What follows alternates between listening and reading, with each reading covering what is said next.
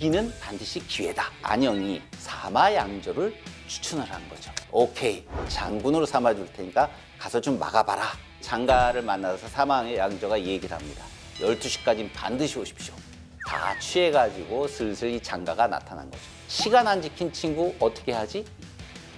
이거죠. 사마양저라는 사람이 특권이라고 해서 봐주질 않는구나. 이게 뭐가 무섭냐면요.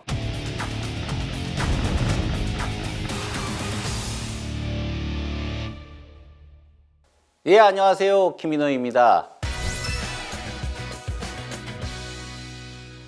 옛날 전쟁터에 나갔을 때 그 밑에 있는 사람들은 다 출신들도 다로 그랬을 거 아니에요. 그리고 거기에 따라 자기들끼리 이렇게 그룹이 지어져 있을 텐데 좀 더 특권이 있을 만한 아니면 그야말로 좀 이렇게 인생에서 약간 좀 하류에 가까운 분들로 구성되어 있는 부대도 있을 것이고 이랬을 거 아니에요. 자, 그런데 위험한 임무는 저 하류에 있는 그런 부대 보고 너 나가라.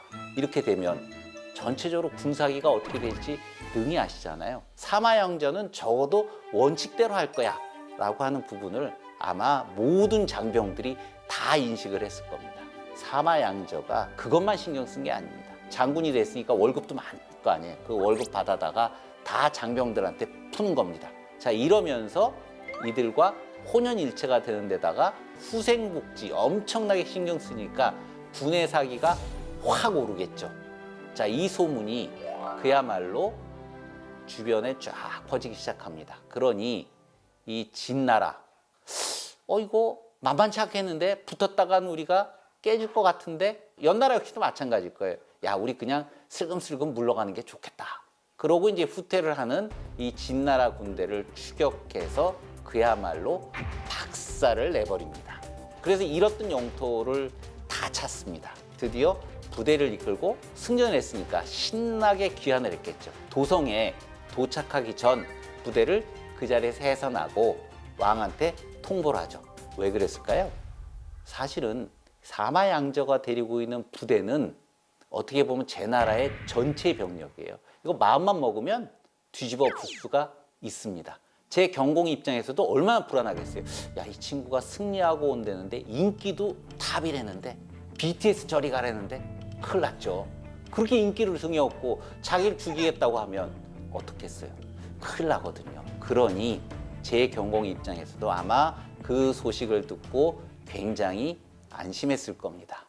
드디어 어쨌든 들어오게 되니 무언가 보상을 해줘야 되잖아요. 자, 그래서 준 것이 바로 사마라고 하는 벼슬입니다. 이 사마는 뭐냐면 요즘으로 치면 국방부 장관 생각하시면 돼요.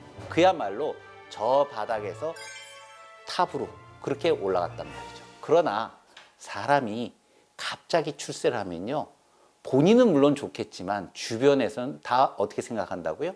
다 시기와 질투를 합니다. 그러니까 힘이 센 대부 집안들이 시기와 질투를 가지고 소문을 쭉 퍼뜨립니다. 이 소문은 못 이겨요. 처음에는 한두 번 뭐 이러이러한 저런 얘기가 들어오면 경공 입장에서는 야, 그럴 리 없어 이렇게 하지만 한 번 듣고 두 번 듣고 세 번 듣고 이러고 나면 결국은 그거 진짜야? 이렇게 믿게 되거든요. 왜 그러냐면 본인 입장에서 보면 사마양조도 좀 부담스럽잖아요. 그러다 보니 사마양조를 쫓아냅니다. 너 돌아가는 게 좋겠다. 그랬더니 사마양조 입장에서는 얼마나 억울하겠어요. 열받겠죠. 더군다나 쫓겨났으니 자기 입장에서 보면 언제 장가의 복수를 당할지 몰라 전전긍긍했을 거예요. 그러니까 스트레스가 뭐라고요? 만병의 근원입니다. 만병의 근원. 물러난 지 얼마 안 돼서 그래서 사망을 하죠. 그야말로 최고의 자리에 올라갔다가 그 올라간 덕에 본인은 목숨을 잃게 되는 드라마틱한 인생을 살았던 게 사마양저입니다.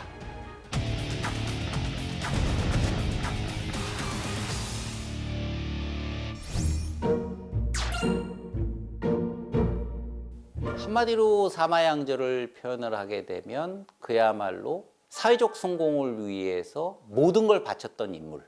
이 장군이 돼서 뭐 사병들하고 같이 밥 먹고 또 그들에게 베풀고 하는 것도 자기 입장에서 보면 그렇게 쉽지는 않았을 거예요.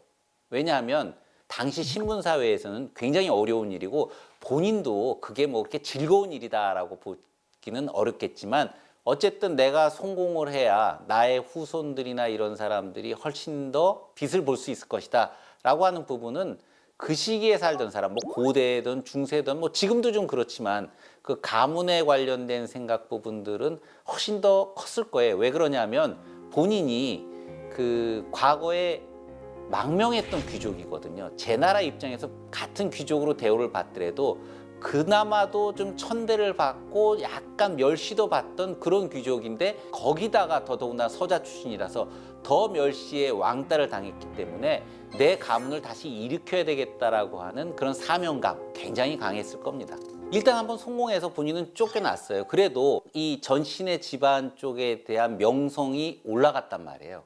어쨌든 본인이 국방부 장관이 됐으니까 영지를 받았거든요. 그 영지에 있는 사람들에게 세금을 왕창 낮춰줘요. 당시에 제 나라가 전쟁에 하도 시달리니까 제 경공 입장에서는 세금을 올릴 수밖에 없단 말이에요. 전쟁 비용을 마련하려고.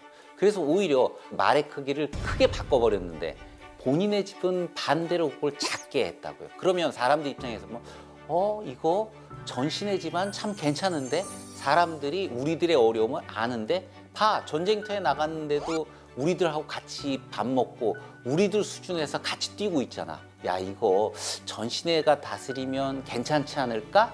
이렇게 생각한단 말이죠. 결국 그 덕분에 후손 중에 이 전신회 집안이 결국 왕실을 뒤엎고 왕이 된단 말이죠. 이게 사마양저라고 하는 사람으로부터 시작됐다라고 보시면 된다는 뜻입니다. 사마양저가 네. 한 재임 기간이 어느 정도 됐을까요? 재임 기간이 그렇게 길지는 않았던 것 같아요. 뭐 여기 이제 명확하게 나오진 않는데 제가 보기엔 1년 미만. 그 제 경공 입장에서도 봐도 이렇게 벼락 출세한 사람을 오래 데리고 쓰면 안 좋아요. 사실은 어떻게 보면. 귀족들이 쭉 주변에서 각종 시기와 뭐 질투, 무엇보다 제 경공이 염려했던 거는 그런 귀족들의 시선 못지않은 일반 백성들이 사마양저를 존경하고 그를 따르고 하는 부분들이 어떻게 보면 더 부담이 됐을지도 모릅니다. 사마양저 같은 사람들은 오래 쓰는 게 아니라 일단 성공했으면 거기에 대한 일정한 경제적인 보상을 띄워주고 너는 그냥 정치 일선에서 물러나라. 더군다나 옆에 있다 보니 사마양저의 정적 야심 같은 것도 봤을 겁니다. 그 가문을 일으키려고 하는 야심 그런 것들을 봤을 때 제 경공 입장에서 보면 오랫동안 이 국방 일을 맡겨서는 오히려 위험할 수 있다라고 하는 생각을 가질 가능성이 있어요. 마침 뭐 주변에 시기도 하고 질투하는 얘기 막 들어오니까 그런 걸 명분 삼아 잘랐겠죠.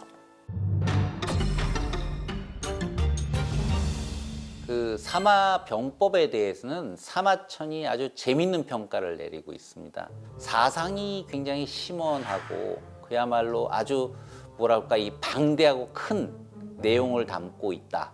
그럼에도 불구하고 가끔 문장에서 뭔가 좀 과장이 있다라고 얘기를 합니다. 이 병법은 손자병법하고 차이가 좀 있어요. 출발 자체를 뭐라고 얘기를 하냐면 통치에 관련된 이야기부터 시작을 합니다. 천자가 됐을 때 이렇게 또는 제후로서 이런 방법으로 사람들을 대우하고 통치를 해야 된다. 그리고 넘어가야 전쟁에 참여해서는 어떻게 해야 된다라고 하는 부분이 나오고 있는데 이거를 응용하는 거는 장군의 능력일 수밖에 없는 그런 병법서라고 보시면 좋을 것 같습니다.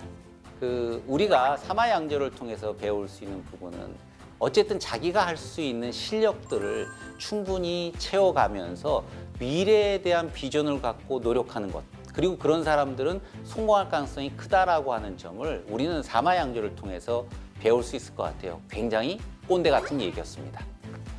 꼭 빼지 마세요. 꼰대 같다는 얘기는.